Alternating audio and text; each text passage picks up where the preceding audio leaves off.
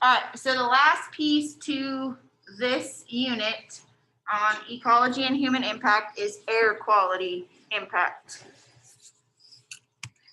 So this is due to some human effects, which include air pollution. So a substance that's created by and with an adverse effect on our atmosphere. So it can be man-made or it can be natural. So what would be something, do you think, that could be natural that might pollute the air that we've talked about this semester? Something that we have nothing to do with. It just happens.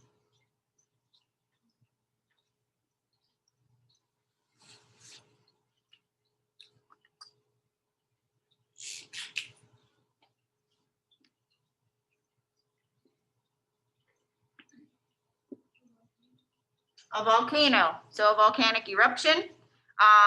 Another example might be something like a forest fire. Okay. What about something that is man-made that might pollute the air? We just got done talking about some of it with climate change.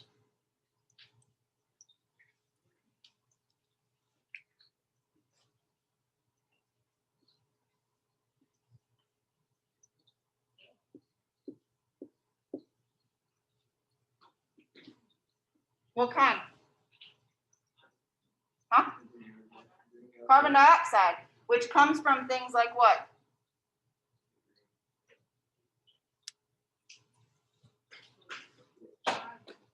Huh?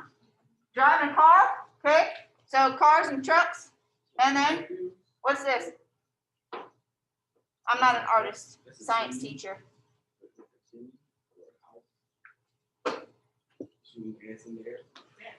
Factories, very good, okay? Because they burn fossil fuels, okay?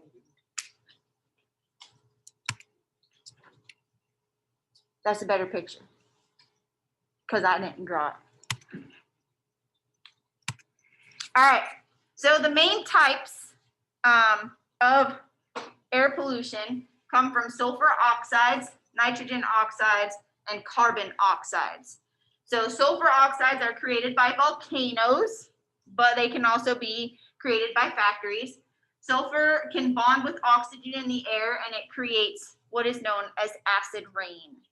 Okay, nitrogen oxides are created by thunderstorms and combustion engines, and this is toxic.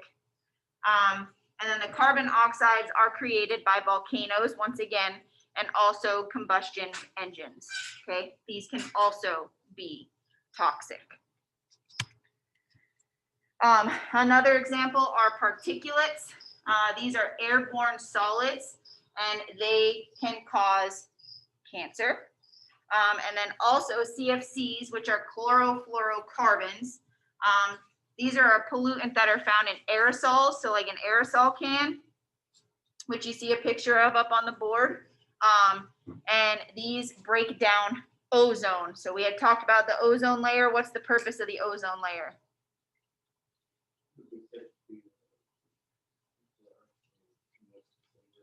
Okay, it protects us from UV rays. Okay, so those aerosols, okay, they break down that ozone, and it can lead to holes in the ozone layer. Okay, and then that leads to harmful UV radiation. Some sources include stationary sources, which are coal power plants and industrial factories. Mobile sources are cars, planes, and ships. Fumes, so aerosols, paint, hairspray, and then also waste deposition, which includes landfills because they create gases as the waste in those landfills break down.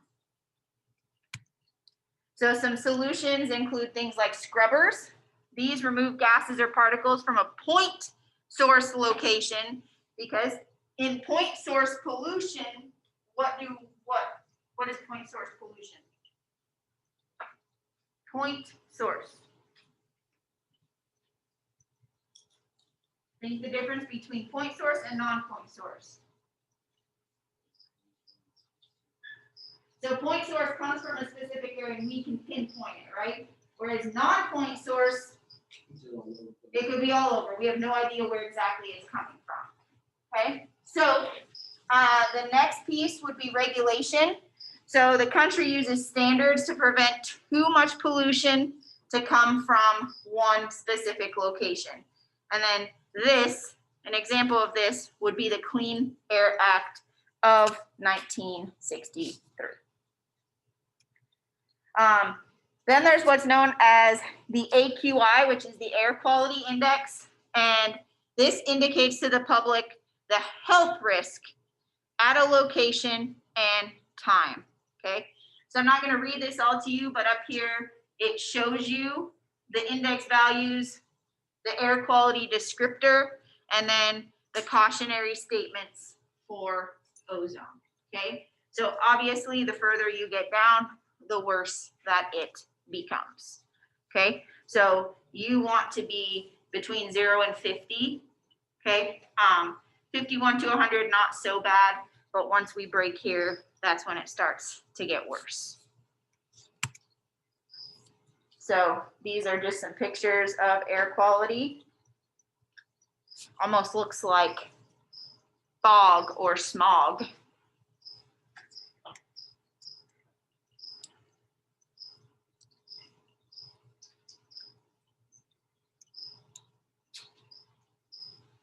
And that's it.